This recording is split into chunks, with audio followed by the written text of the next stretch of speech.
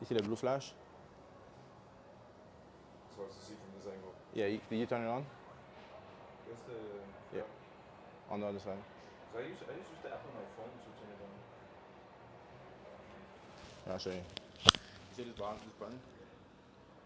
Yeah, that one. Perfect. Hold it. Yeah. Yeah, there you go, it's on. Yeah. All right, it's definitely recording.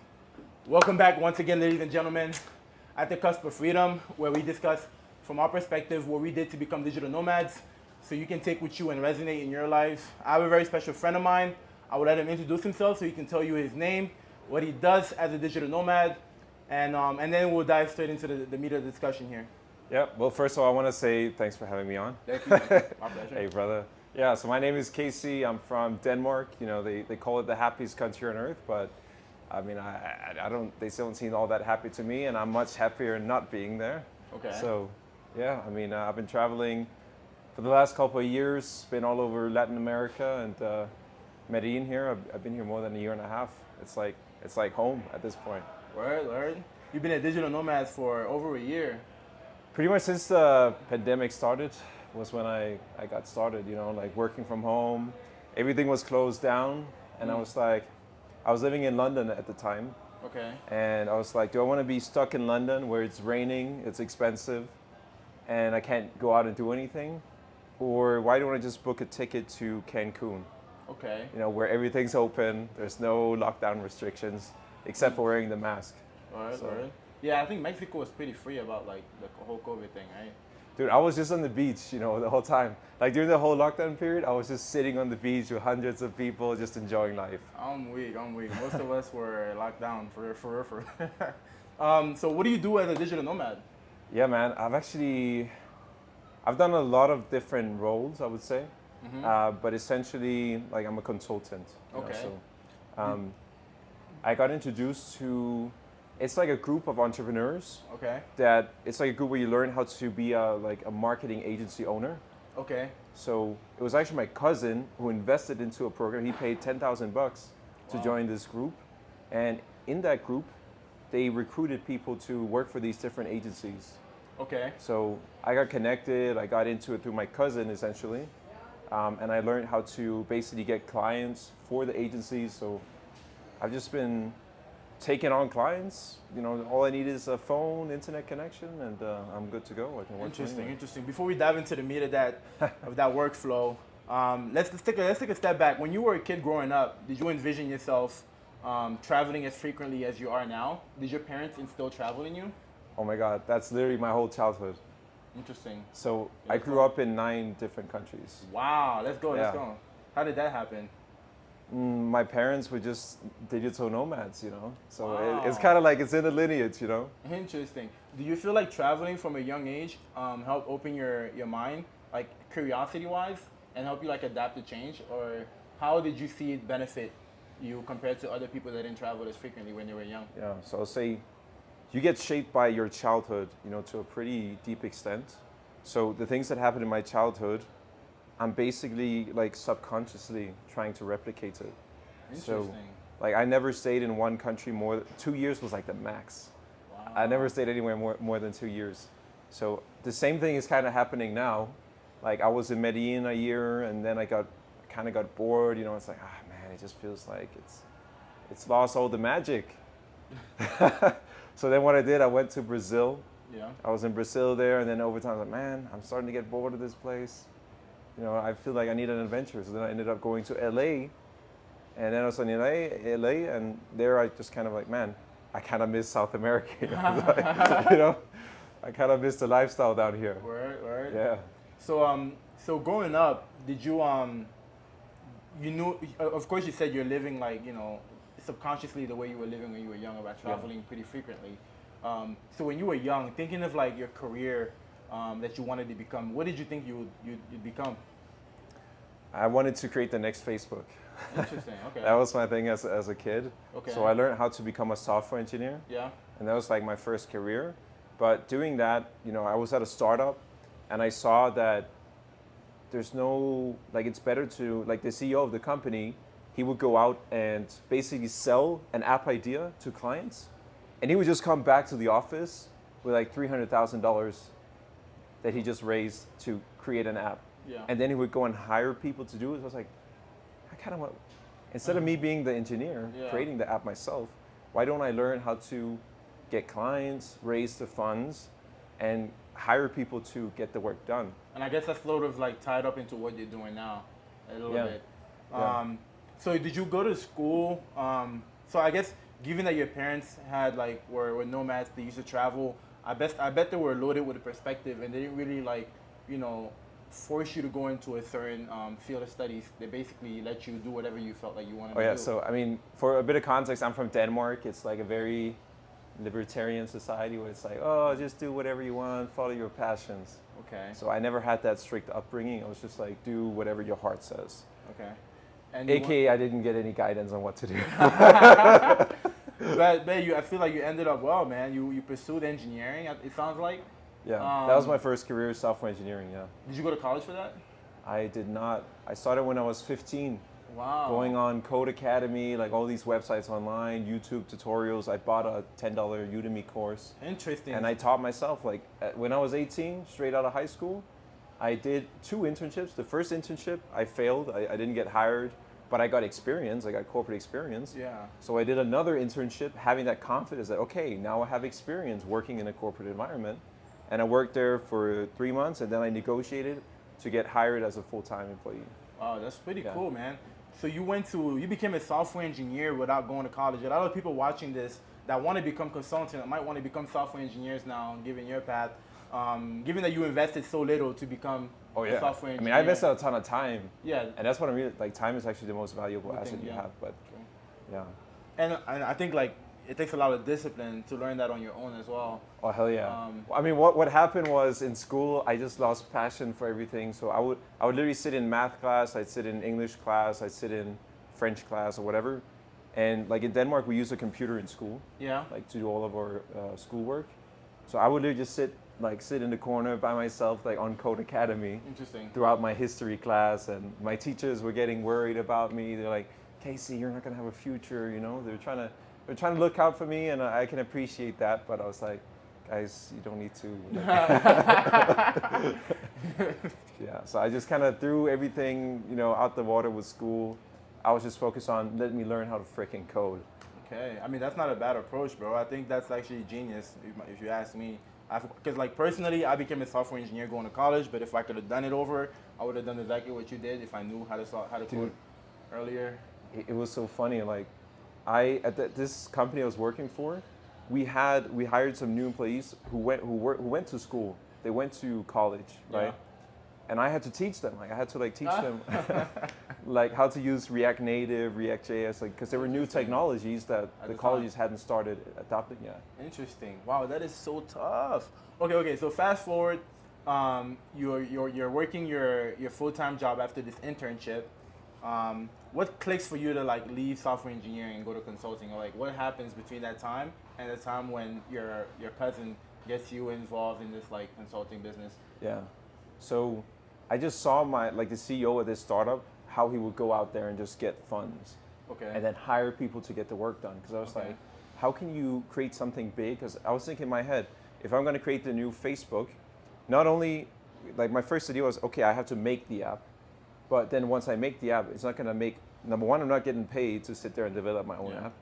And then once I'm finished with it, I need to go out and market it. Yeah. I need to, sell people on being investors, and there's so many skills involved with doing everything yourself.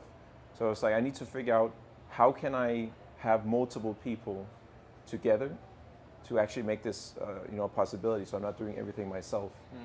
So what, did you figure it out or? Actually, one thing leads to another, man. Like you go down like a rabbit hole, like you get into different things. So what happened was I wanted to start my own software engineering company. Okay. So I actually moved from Denmark. I went to Manchester, to England. Yeah. Because I felt like there's more business to do in English than a small little country like Denmark is tiny, 5 million people in the whole country. So I went to the UK to try to start my own business. That was my first time I tried to start my own business. I went to business events.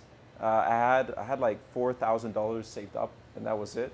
I was staying at my aunt's place Okay. Nigerian aunt that I had who lived in Manchester. And I would just go to events, like 3 events every single week. Wow, that's tough. Yeah. And then I, trying to get my first clients. But what happened was I spent a lot of time preparing the website, making sure everything was perfect, because I was new at business. So I was thinking too much. I was kind of like, I wanted everything to be aligned and perfect. My business set up, beautiful website for my business before I felt like I was ready. Well, that's kind of how I feel right now, but go ahead. Yeah. But then, man, that whole time, I wasn't really making any money. I had one person where like, they were kind of like trying to hear me out. We had an interview book, kind of like this meeting around now where I was talking to a potential client. Yeah. And I can't remember what happened. I don't know, when you were talking to these clients, were you like, is it like you pitching your website to them and like hoping I was pitching my whole like company idea. So it was called App Specifics, where I would basically organize everything, and I would have like a money back guarantee. I have like guaranteed results, weekly reports. I was just going over the business plan I have with my business. Mm-hmm. But I was brand new. Like I had no like sales experience, no marketing experience. So I was a little bit like insecure in a sense because it was brand new and I had no one. I felt like a little bit lost, like with how to go about running my own business with zero experience. So, but you know what I found most intriguing about this? I find it very interesting that like, although you had like all these things stacked against you, like you didn't have any experience or whatever, you were like, you had that mindset like you're gonna figure it out. You just gotta go one step at a time. I don't know. That's something I've always had. I just do things. I always believe in myself that I can get it done. Yeah, that's the way to be, bro. I admire that shit. I don't think I'm gonna fail ever when I do something. That's a good. Yeah, maybe it's a bad or a good thing. No, I think it's good. I mean, we never fail. We just learn, right? I think I don't think failure is a thing. I think it's you learn and you get better. And you learn and you move on. But yeah, you're absolutely right. And I think that I mean, in the life that we live in, like you're definitely. I mean, in my perspective, you're definitely on the right path with like trying to start your own business, your own startup. I think that's definitely the path you need to be on, especially in this like capitalist world, where like if you're working, your kids are probably gonna work, and then unless you have like your own business, you're not really like free. So yeah, man, kudos to you on that part. And I think that when you said you watched like that entrepreneur go out and get funding, that's kind of like what motivates me too to like want to start my own startup, because like I understand the dynamics of like having a service and then developing an MVP on that service before you pitch it to get funding. Have you ever pitched to get funding before? Like I have not for my app actually, because one thing led to another. Okay. So it's kind of like you go out, and that's why I always recommend people to go and get work experience, because then you see all the opportunities that are out there. Yeah. When you go to college, you don't necessarily see all the opportunities that are out there. So what happened was I got into sales, and then I was struggling. I didn't know how to close my clients, and I wasn't making any money during that time, of course. So I was like, man, fuck, how do I make any money? But then my cousin, he called me, and it was around the time of the lockdown. And he told me about this program he just spent. Like he actually asked me, "Hey Casey, I spoke to these guys. They help you start up your own marketing agency, and they're asking for like $10,000 up front. Should I do it?" And I was like, "Bro, $10,000? You know how much you can do with $10,000? So are you sure man? I would not be able to spend that much." But then thankfully, my cousin, he went ahead and made that investment of $10K. Despite that was literally all the money he had. After that, he had like $30 in his bank account. Yeah. After making that investment, but that's what got me like into the space where now I got connected to a mentor, and actually I worked for a company where they were teaching me sales, how to get clients, how to do marketing, and that helped me like so now I was starting to like close deals, bring on clients, and all of a sudden I was the one bringing in all the funds. Interesting. Kind of raising money, but I mean not in the same way. So do you feel like that plus one experience helped you help fill in the gaps where you were lacking before, like regarding to like closing deals and stuff? Yeah, because I had no experience bringing on clients. Interesting. So that taught me how to bring on clients. But then it's like, and I'm still kind of in that journey. So like I've just been bringing on clients like the last 2 years. And then one of the cool things is when you know how to bring clients, you can have your own company. You can have your own company, but to me, it's not like having my own thing. It's a lot of work, because then you need to do every single role or organize everything. Yeah. As it is right now, I just focus on bringing in the clients. Mm. And then I Yeah. have a team that I work with where they're doing like the fulfillment, the back end work. Okay. So I can just focus on one thing. But one of the cool things is when you know how to bring on clients, that's a very valuable skill. Yeah. That's You know, like there's no business without revenue, without income. facts. And that's what I do. I make sure businesses make money. Like for the companies that I've been teaming up with, I'm the one responsible for all of the money that the company's generating Interesting. in terms of closing deals. Do you feel like there's a lot of pressure on you? Oh, hell yeah.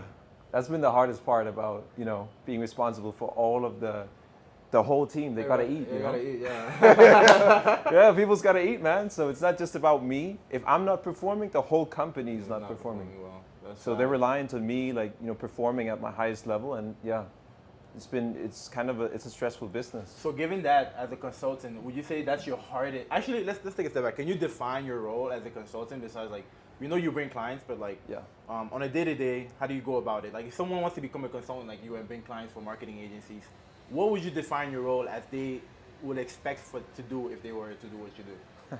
It's kind of like you're basically a psychologist for people. Interesting. I have people, they book times on my calendar. And I mean, I pretty much just sit down and listen to their problems, help them expand on what they're struggling with, what their real goals are, to help them have a more clear path of what they want to get out of their life. Okay. Honestly, that's what most of the job is. Interesting. You just like. And then you put together a game plan for them. Okay. So do you think that most of your clients are people that are like indecisive? I think people in general are very indecisive. True. Yeah. True. So that's why people need, like people hate salespeople. People, I don't want to get sold to. But the funny thing is, very few people make a decision without some salesperson or like some person helping them make a decision. That's facts. You don't even realize it. You don't even realize it. So would you say the hardest part about your job was like just the pressure from having to provide not only for yourself but for your whole team? For the whole team, yeah. There's a lot of people relying on you. And also just the mindset shift. I had to change the way I think completely, like 360. Wow. I had the mindset of like a software engineer. Okay. And I can tell you, like when it comes to helping people make decisions, it's a very emotional thing. Yes. People, they get scared, they have fears. You need to like calm them down so that they can think, more straight. And also, especially when a lot of money is involved. Yeah, because there is a lot of money involved. And that's the emotion. Yeah. It's people work hard for their money, so it takes like they really need someone who can help them have clarity. And that's kind of what I do. I help people have more clarity on the calls with me, because that's what they need. That's what they're lacking a lot of the time. Because people don't reach out for help unless they're struggling. That's true. Facts. They're looking for that guidance. They're looking for that clarity.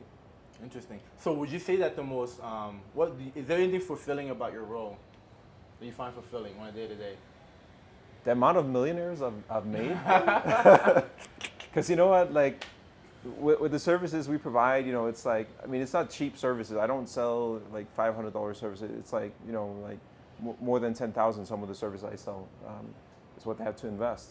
But the money they get back, like the way marketing agencies do it, is they only charge a fraction of the results they actually get their clients. Sure. So I work with a lot of industries, and that's one thing I wanted to say as well. If you know how to be a good consultant, you can work in any industry because a lot of principles are the same. Interesting. So I started out with e-commerce. So I was like an e-commerce consultant. Then I left that offer and I got started with being a digital marketing consultant for real estate investors. And the funny thing is, when I was a consultant for real estate investors, they were teaching me about, the real estate investing industry. Okay, so that led to another path. That led to another path. So I was like, whoa, I didn't know you can own all these houses, and wow, some of my clients, they were making $60K a month in cash flow profit from all the properties they had acquired. I was like, what the hell? Why am I not doing that? So I went into like doing wholesaling for a bit, and that was again me trying to start my own business as well. So I tried to do wholesaling. I wasn't really making too much money doing wholesaling. I didn't really figure it out because it was, I don't know, there was a lot of like things I had to learn that I was learning. My work ethic kind of wasn't the best at the time because like being in Brazil was where I was. I got a little bit complacent over time, because I would make so much more money than my expenses. Like literally 1 month I'd make 10 months living expenses in just 1 month. So I got a little bit comfortable here in also in Colombia to a certain extent, and Brazil. So that's actually why I wanted to go to LA, to get that drive back, to feel like, oh shit. I need to get money. I can't, I'm not, yeah, I can't just, retired yet, you know? yeah, I'm not ready to retire, you know, I got some work to do.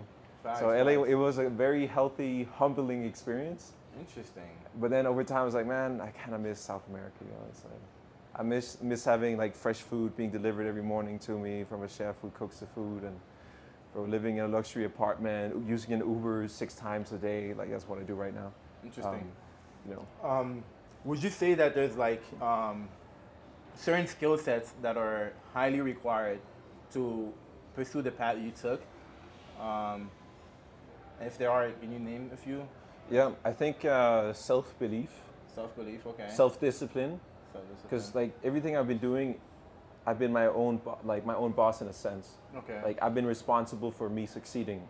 Yes. And I think that's true for pretty much every role, Everything, honestly. You have to take accountability over your own success. So just, yeah. And also being open-minded to learning new things, being open. Like I listen to a lot of, I'm not the best at reading because like I get distracted, but Yeah. audiobooks help me a ton. Just like training your mindset, I think is the biggest thing. Like if you're a person who's not self-disciplined, you want to find people who are self-disciplined and listen to how they think. Good advice. Huh? Let that influence you. Good advice. Yeah. Do you think that? Do you feel like everyone has the ability to be disciplined or to pursue like this growth mindset? I do not think that actually. Okay. I don't think it's for everybody. What sets them apart? It's I would say your pain tolerance, Okay. or your tolerance for being uncomfortable. Okay. I've been uncomfortable my whole life, man. So it's like, you know. So it's like, man. So doing something that's like out of your comfort zone, like I love that shit because Yes, it's sir. like it's how you grow. Yeah, for sure. So I try to go out of my way, you know, cold showers. I started doing that. Cold approach, like talking to random girls I see. That's tough, bro. Good stuff. Man, good advice. Anything you can do to get uncomfortable is what it's going to take if you want to be self-disciplined. Yep. Because the thing that makes people not be self-disciplined is they don't want to be uncomfortable. Yeah. So then they fall into Complacency. Yeah, Facts. for example. Big facts. Wow. We've discussed why and how you became a consultant as this digital marketing firm. Do you see yourself working for these people for the next 5 years? Because I know you're very ambitious enough to like start your own business. So do you see yourself taking that path eventually? So, and again, one thing. Present yourself. Yeah, I mean, one thing leads to another. So, one thing, when I was doing wholesaling, which is basically where you go out to like distressed sellers in the US or like distressed properties and you negotiate a good deal. One thing that happened to me was whenever I got a deal, I was like, I didn't know how to get the funds to fund buying the house myself. So I would sell it off to someone who did have the funds. Interesting. But when I went to LA, I would go to all these multi-family investor events. And they would basically, like the way you buy an apartment building, it's not by being a rich millionaire or... You bid it. No, it's not even bidding. It's about raising funds. So kind of like even if you have a startup for an app idea, you go out and raise funds. You do the same thing with buildings.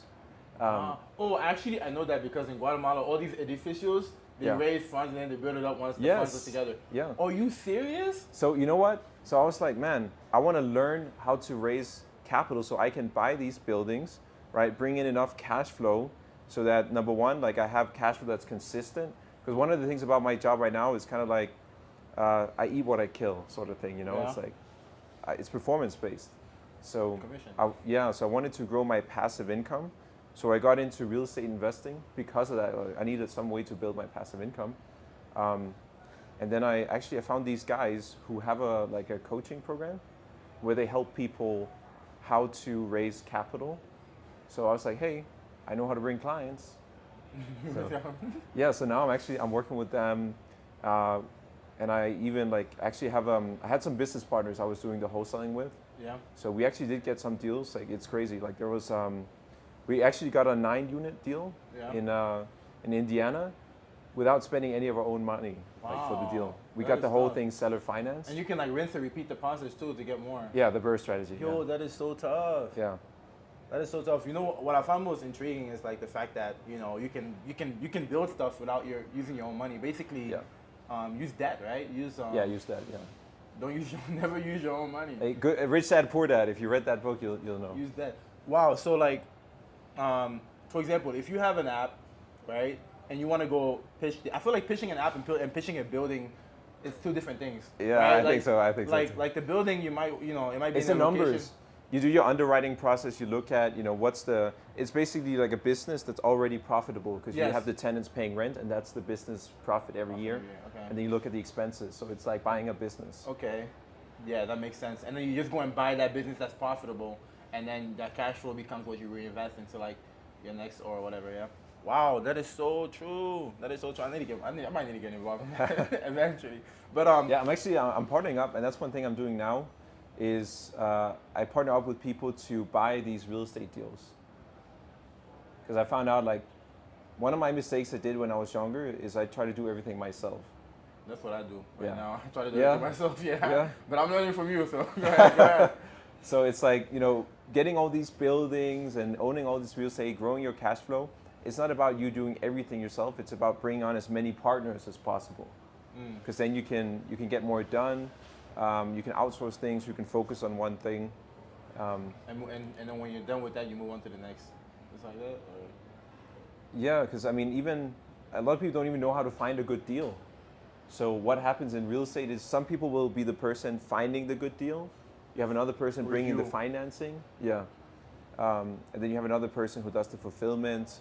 There's all these different roles. So you just want to bring people together so you can actually own these things and keep growing and have a more scalable process too. Interesting. Because you're not going to be over leveraged. So how do you pitch a business idea without losing half of your business if they're giving you money? Oh yeah, I always thought about that. That was one of my insecurities too, with starting my own app idea, my own startup. Because I was like, man, I don't have negotiation skills. I don't know how to sell. So I feel like I'm just gonna get wrecked because I'm just this young kid with a dream. Yeah. Pretty much. So I think, well, you got to know your worth. You got to have self-confidence, right? Yeah. Of course. And it has to come from somewhere. You're not just gonna have this self-confidence out of nowhere. Facts. So what you do is you basically live a life that supports you being, you got your shit together. Being in that position, yeah. Yeah. So you look at your day-to-day habits, like the person you're on a day-to-day basis, it's going to shape your confidence. Facts. So even by showing that you're a super disciplined person, you go to bed at the same time every night, you wake up at the same time every morning, you stick with your word, your words, or your, I forgot what the saying is, but you actually follow through with your words. Showing that you're a dependable person is what a lot of people actually look for. Interesting. When they're looking at investing. All right. Yeah, I feel confident, bro. Oh yeah. Yeah, I feel very confident. I think that, like, for example, with my startup idea for this app, I was thinking like developing the MVP, getting clients to use the app, and like getting customers to use the app, and then once it's like they see that it's working, I have something more tangible to show that it's functional. Clients are using it. There's a demand for it, so that I don't get wrecked in like my shares of the company. Are you thinking about like Shark Tank or something? No, I'm actually I met this Jewish girl that recommended a few investors that are prominent in like supporting Black people that are starting tech, like that have tech startups. Okay. So I was gonna go that route, like try to reach out to them and pitch to them. So yeah, that's kind of my idea. I don't know. Oh yeah. Yeah. Have you done any like role play pitches or something? I have. I've actually pitched before. In college, I wanted to start this company, and I had like this concept of where I did my homework, right? And, like, Oh yeah. I pitched to a room full of millionaires, and some of them walked out on me, and like some of them gave me advice. They were like, you have to have something that works and shows the numbers before they're even like, like they told me I did my homework. They told me it was amazing. Like there's probably something there, but they want to see you starting in the garage and like showing that you have something working before they invest. Yeah. So that's kind of like what I took with me when pursuing this route. Like I'm building it, and getting the MVP, and then so. But dude, that right there is so crucial. The fact that you took action, you got out there, you presented it. and you got the feedback from the real, actual potential investors. Because when you learn what they want, it's going to give you more confidence, and you kind of like have more guidance with what you're going to have to do next. Yeah, go in more prepared. But since we've discussed why and how you became a consultant and all the advantages of becoming a consultant, given that you can go into different, trajectories in life and still be very well off. I would have never learned about real estate investing and raising capital and all this if it wasn't for me being a consultant, and if it wasn't for me being at this startup, seeing this salesperson. Like one thing just leads to the other. It's like a chain of events. And you know what, bro? I also feel like I don't know. I also feel like who you become is also like has something to do with it. I don't think anything happens like, coincidentally. I think nothing happens coincidentally. Everything happens for a reason. So like who you think you are, or who you know you are, and how you behave as who you are, leads to like these connections and like these people that you meet along the way. That's how I feel, because I feel like the people that I've met throughout since I started this podcast last year, it's like it's not coincidental that like I'm meeting a certain type of people. But yeah, it's kind of my take on it. I think that self-belief, like you said, is a very big thing. You have to believe in who you are, and you have to know yourself very well, so that the decisions and the choices you make on a daily align in who you are, and everything will just line up as best as possible for you. Yeah, like you have to give yourself an identity, because like one thing, because I study like how to change your habits a lot, and it's about the identity. How do you see yourself? Yeah, that's a big one. Facts. Like for example, instead of saying I want to go to the gym, it's better to tell yourself I'm the type of person who goes to the gym consistently. Yeah. Facts. I'm the type of person who never misses a workout. Facts. You make it your identity. For me, because like I feel like my genetics is like I have good genetics, so like for me going to the gym is more like just not wasting my genetics. But I'm very consistent with it. Like just like I like working out. It feels good after the gym. So, but yeah, that identity has to be there. You're absolutely right. Why do you think 2/3 of Americans don't have passports? Do you think it's an identity thing or like a comfort? 2/3 of Americans don't have a passport? No. I didn't even know that. I mean, I'm from Europe, man. Like, I immigrated to the U.S. It was like in 2013. I was like. But don't you think something is up with that? Because like, I don't know. I mean, growing up in Africa, bro, going to the U.S., it's like, it's the golden ticket. You go to the U.S., you got the passport, you can go anywhere. But like, when I reached the U.S. and I realized like, bro, 2/3 don't have passports.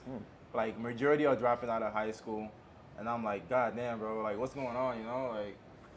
So, yeah. I feel like I pretty much dropped out of high school too. Like, I mean, I was there just to be there. Facts. But I wasn't paying attention. Like all my grades were at the bottom. Like, do you feel I didn't even pay attention at all. Do you think like school is? Do you feel like school is like? I don't think it's that necessary, bro.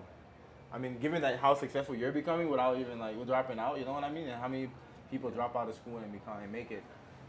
So like, do you feel like school is a way to set people back? In a sense, like. Yeah, I mean, you have to have a certain character to not follow the system, quote unquote. Okay. Like, cause I don't follow the rules. Like, I just make shit happen. Like, for example, I did the internships. Everyone was telling me, like, when I was doing everything, I was being told, oh, you need a degree, you need 3 years of experience, you're not ready yet. Yeah. And I just didn't care. Facts, I just went through with it. I was very stubborn as a kid, but it worked out. I mean. When's your birthday? When is my birthday? When's your birthday? 23rd of March. Are you a Taurus? I never followed all these signs. I don't even know. Oh. You say you're stubborn. I'm stubborn too, goddamn. Oh yeah? Yeah. But not everyone has that capability to just go against what everyone around them is telling them. Because my environment, I didn't grow up in an environment that's promoting being an entrepreneur. I come from like Denmark. To me, it's like a socialist society where it's like, don't think you're anything special. You're not like, you're just like everyone else. Just fit in with everyone. But I think that you had a sense of feeling that you were different. I just never felt like I fit in. So that whole story of, hey, you need to drink alcohol with all your friends to fit into, like Denmark, North Europe, they have this big culture of you need to, like, if you're in a group of friends, you need to drink to fit in with everyone else, to be Interesting. part of the And society. if you have water, you're the problem. Yeah, like I don't drink alcohol, and like the Danish people like, oh, they say, oh, you're antisocial or whatever, just because I'm drinking water. Interesting. They're bonding, man. Yeah, so. What But is it? I think it was because of all the traveling. Maybe I traveled so much, and also I don't know. Maybe it's also because I grew up in a country where back then it was mostly only white people in Denmark, and I always kind of stood out. You know, I never really 100% fit in.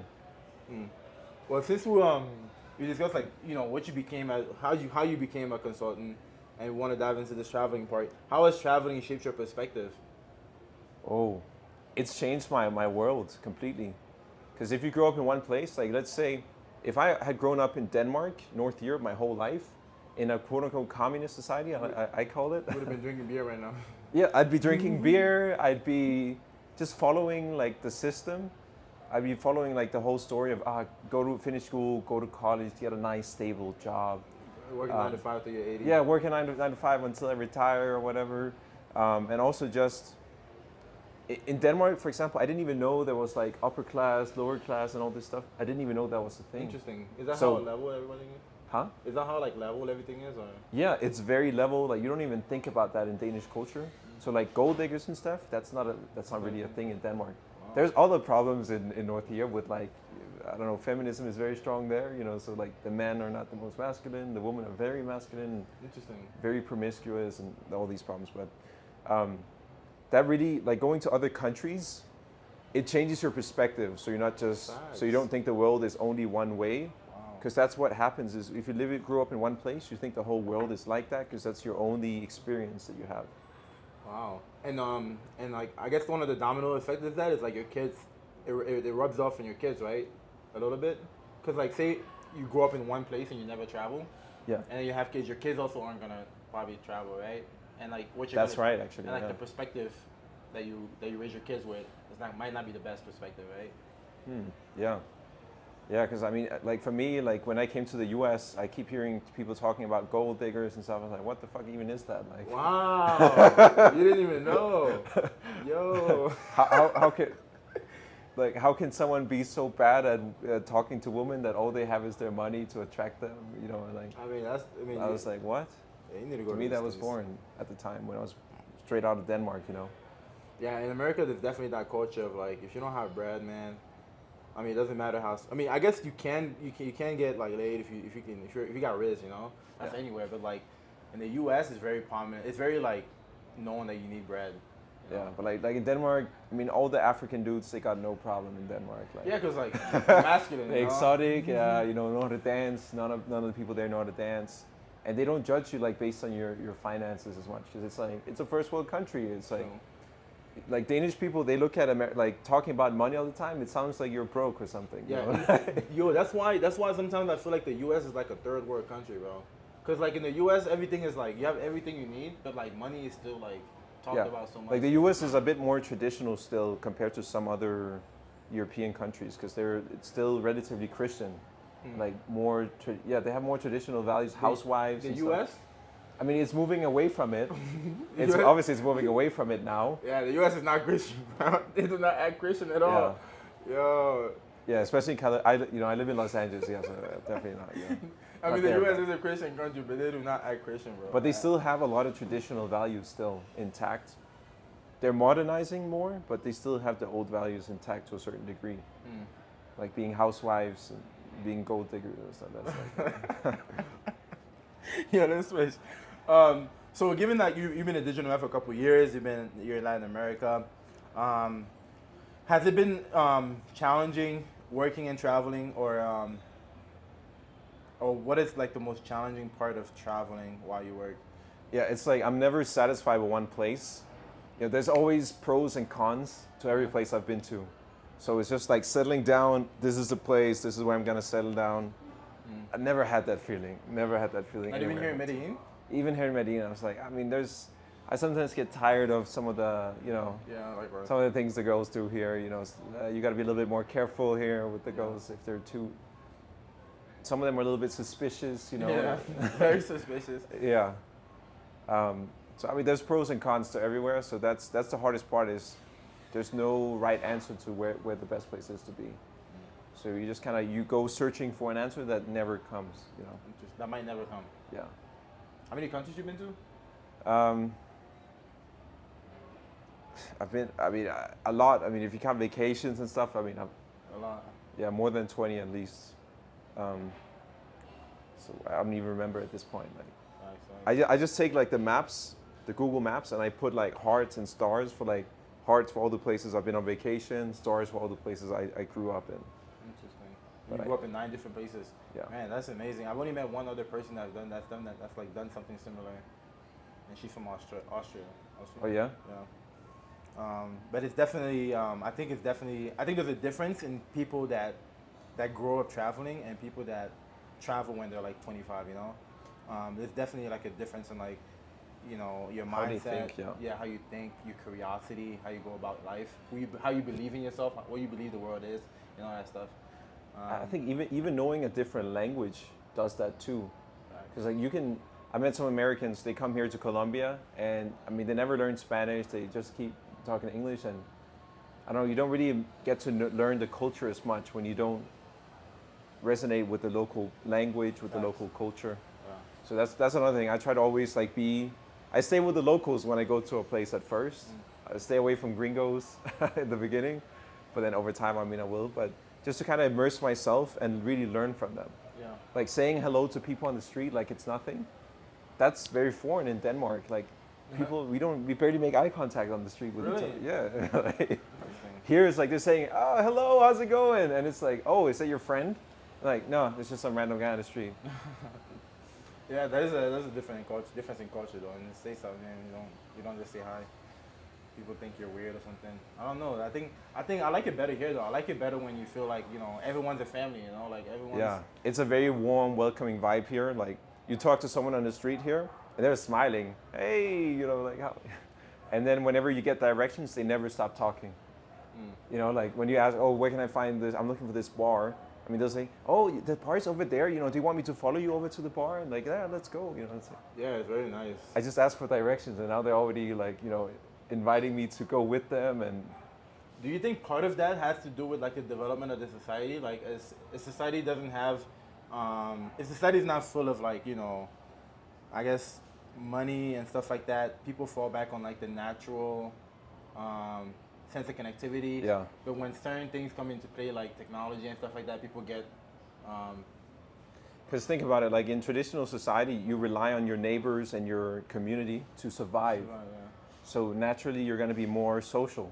Because your whole livelihood depends on your neighbors and having good relationships. You need someone who can be a nanny, someone who can help you cook, you know, someone who you can drive along together with them to go to work or whatever. So I think honestly that's part of it is when you live in a more traditional society, you're more dependent on your peers for surviving. What do you think would happen if more people became nomads? If more people became nomads? Like digital nomads specifically, yeah. I mean, I think there would be a lot more interconnection between cultures. Like people would have a better understanding for other people. Because that's what happens is it opens up your world.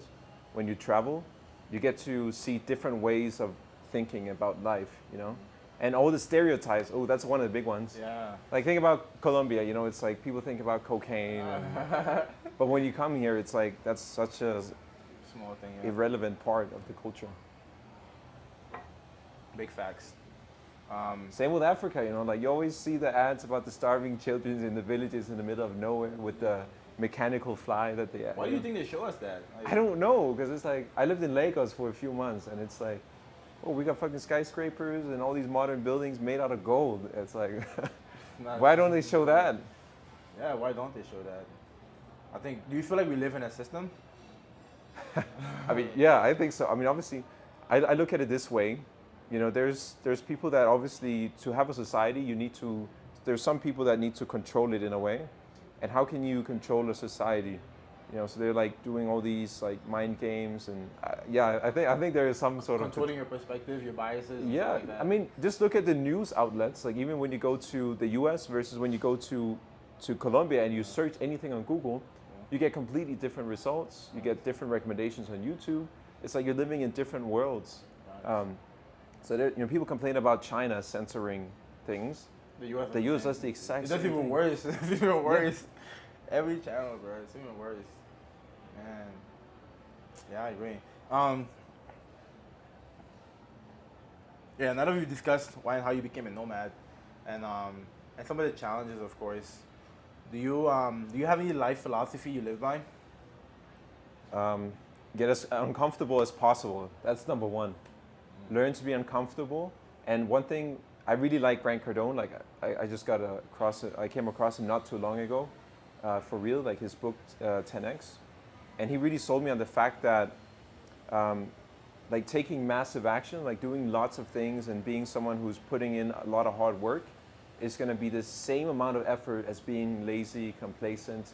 Because you're going to be spending so much energy making excuses, and Facts. you're going to be spending the same amount of, it's the same amount of Yo. work ethic needed to be lazy as it is to be someone who's taking massive action. That is so true. Plus, like when you're lazy, you're thinking the massive action by being lazy, but like that massive action is gonna stress you out because you could have done something. Yeah, it's so much stress to not be performing at your best. That's what it is, It's going to take the same amount of energy at the end. In the end, because you go out and talk to family, and you have to constantly make excuses to them why you haven't accomplished anything yet, and why you haven't been doing enough. Versus if you're out here taking action and you're like really putting in the effort and doing everything you can, you're going to go out there and have tons of stories to tell. Like you have nonstop successes to share with your family or your friends. So that was a big thing I got out of the book 10x by Grant Cardone. Is like, wow, it takes the same amount of energy to be lazy as it does to be someone who's changing the world. Wow, man, it's been a pleasure having you, bro. It's definitely an honor having someone that's living once and living their best life, or doing their best to live at their highest potential. I definitely admire people like you a lot. I think we need more people like you that get out of their comfort zone to help make this world a better place by helping themselves, by helping yourself being a better person. So yeah, bro, I hope you guys watching, definitely, he dropped a whole bunch of gems out here that I can't even comment on because he said it so well. And yeah, it's been a real pleasure, bro. Hope we meet Good again stuff, man. sometime. Yeah, dude, you're taking action out here too, man. Like you're making it happen. Oh, this is light work, man. This is nothing. But tune in for the next episode, guys. Nice, good stuff. Yeah, this is not worth nothing. This goddamn app, bro. I actually learned from you. This like, don't make it perfect. Just make it. You don't gotta make it perfect. Yeah, dude, that's the Go get killer. funding. Perfection is the killer of entrepreneurship. And that's like one of my what's it called?